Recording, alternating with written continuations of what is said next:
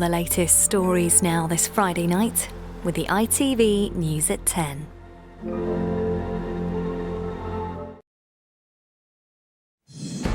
A man's in custody on suspicion of murder and attempted murder after the death of a Good Samaritan. Chris Marriott was killed as he helped an injured woman when a car drove into a group of bystanders. His family and friends praised a man who always wanted to help. We're heartbroken. You know, we won't be able to replace Chris. Also tonight, 30 dead and many more injured in Russia's largest bombardment of Ukraine since the war began. Here, one person's dead after an outbreak of E. coli. The health security agency is investigating the safety of certain cheeses and... Happy birthday to you! An extra special 100th birthday for Holocaust survivor Lily Abbott, with royal praise for her spirit, resilience and courage.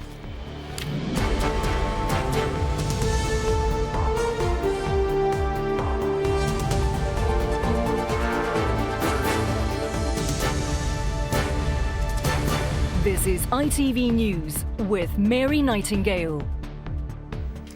Good evening. The family of a Good Samaritan killed as he tried to help an injured woman lying unconscious on a road paid tribute today. They described Chris Marriott as a man who had devoted much of his life to helping others. The 46-year-old, a father of two, died after a car drove into a group of people. One man is being questioned on suspicion of murder and attempted murder. Our North of England correspondent Rachel Townsend reports from Sheffield. He went to help rather than turn away. A tribute from the devastated family of Chris Marriott, who was killed helping a complete stranger. In some way, to serve our communities. This was Chris just 2 months ago, highlighting the work of the charity he worked for, one that helps those struggling with debt. Those who knew him say he was unique. We're heartbroken. We won't be able to replace Chris. You know, his smile, his laugh, his heart was to make a difference, and he did make a difference. I think, you know, that just sums Chris up, that he saw somebody that needed help, somebody from his community, and he was prepared to go and get his hands dirty. This afternoon, his family said Chris devoted much of his life to helping others, adding, the circumstances of his death, although tragic and unfathomable to us as a family, show the sort of man he was. Chris was walking with his wife and 2 young sons when he ran to help a woman lying unconscious in the street. It's believed she was injured in a row following a wedding in the Burngreave area of Sheffield. As he gave first aid, a car ploughed into them, killing Chris and injuring several others.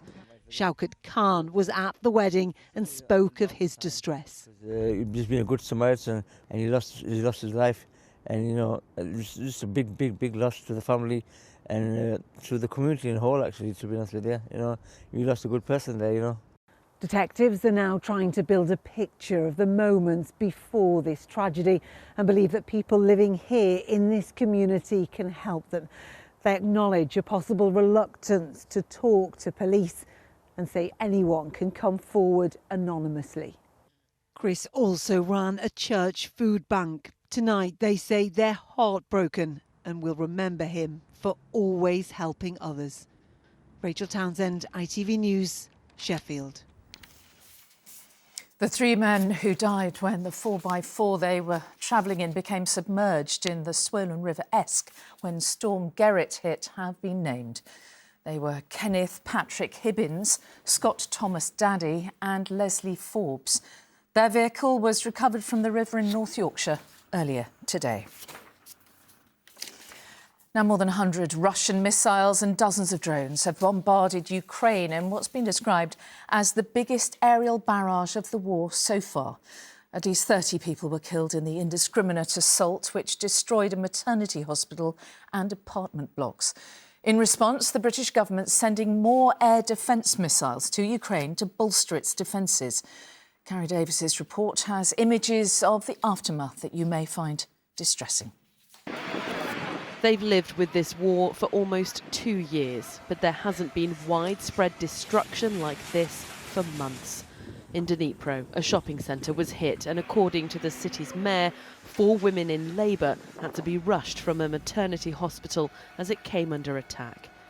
It's one of many cities where bombs rain down for hours.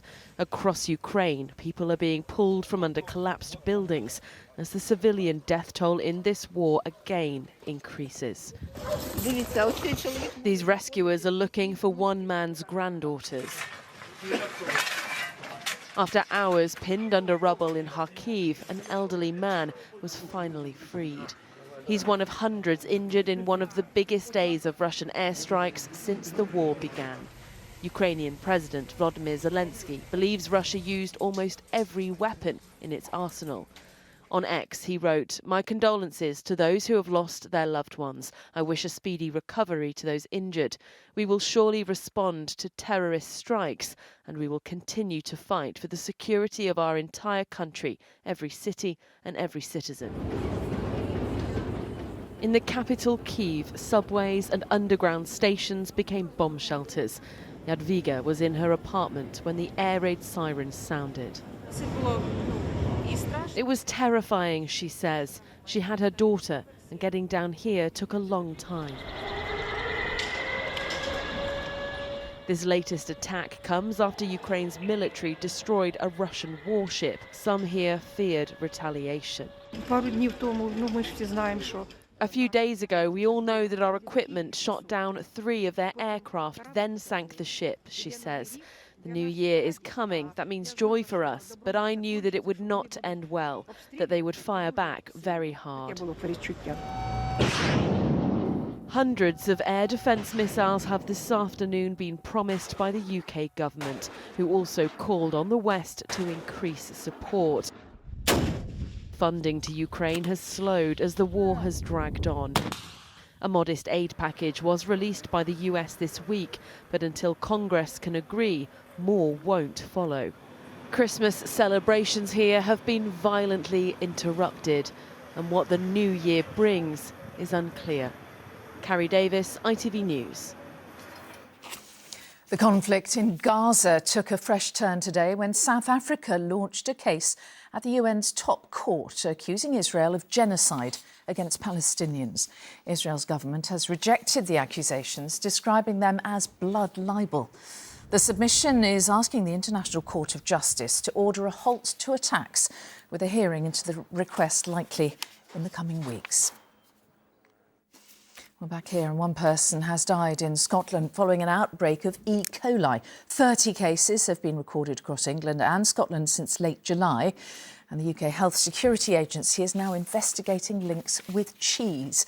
Olivia Guthrie is with me. So, Olivia, what's going on here? What's happened? Well, Mary, there are now 30 confirmed cases of E. coli in the UK. The youngest infected person is a child of 7 and the eldest is 81. Now, E. coli causes severe diarrhoea, abdominal pain, and in the most extreme cases can cause kidney failure and even death. And so, as a precaution, the Food Standards Agency are recalling 5 products, and they're urging people to check their fridges for Mrs. Kirkham's mild and creamy Lancashire, their tasty Lancashire, the mature Lancashire, and their smoked Lancashire, as well as #1 Waitrose and Partners Farmhouse Kirkham's Lancashire cheese. Now, in a statement on their website, the company behind these cheeses say they are working very closely with health officials to try and establish if their products are behind this outbreak. OK, so nothing certain at this stage. But if you do have these cheeses in your fridge, what should you do? I mean, obviously, if you find these cheeses, don't eat them. But the Food Standards Agency are also advising people to thoroughly clean any surfaces that the cheeses may have touched, and also to make sure that your fridge is set at 5 degrees Celsius, because this will limit the growth of harmful bacteria. And if, like me, your fridge is full of Christmas leftovers and is stuffed at the moment, this is even more important. OK, Olivia Guthrie, thank you. Let's turn to the United States now, where Maine has become the second state to disqualify Donald Trump from the primary election ballot over his involvement in the January the 6th attack on the US Capitol. Well, now the US Supreme Court will have to settle what has become an explosive election issue, as David Wood reports. The 6th of January 2021. Supporters of the outgoing President Trump stormed the Capitol building. It was a moment of crisis for the US, but one cheered on by these protesters' hero. And we fight. We fight like hell. He now plots a presidential comeback. But the election chief in the state of Maine has other ideas, ruling Donald Trump can't be the Republican candidate there because of his role in the riot. It became clear that January 6th was an attack not only on the Capitol, on government officials, but also an attack on the rule of law, that it was an insurrection, and that the U.S. Constitution does not tolerate an assault on our government. And the Maine election law and the Constitution required, indeed obligated me to act. The rule she believes he broke is the 14th Amendment of the US Constitution. Section 3 states no person shall hold any office having previously taken an oath as an officer of the United States shall have engaged in insurrection or rebellion. Last week, the Supreme Court in the state of Colorado came to the same conclusion. But a number of other states and those taking on Donald Trump for the Republican nomination disagree. It makes him a martyr. You know, he's very good at playing poor me, poor me. He's always complaining. The poor billionaire from New York who's spending everybody else's money to pay his legal fees. Poor me. But when stuff like this happens, this should be decided by the voters of the United States. It should not be decided by courts. The US's top court will ultimately make the final decision about Donald Trump's candidacy. His team says this is all an attempted theft of an election and the disenfranchisement of the American voter.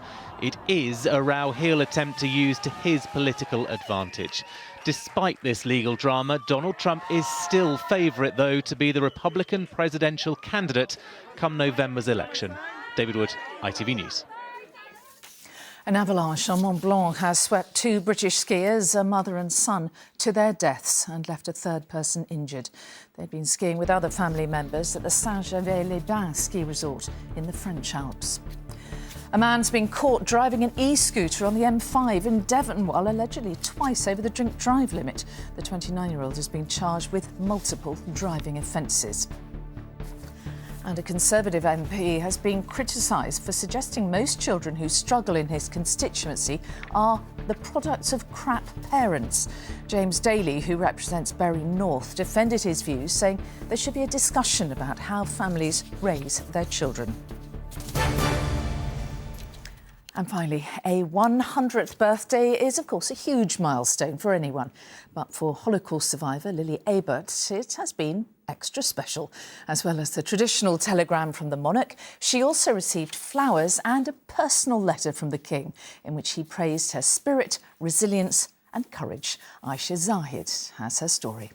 Happy birthday to you. Celebrating with friends and family, Lily Ebert is marking a milestone few reach.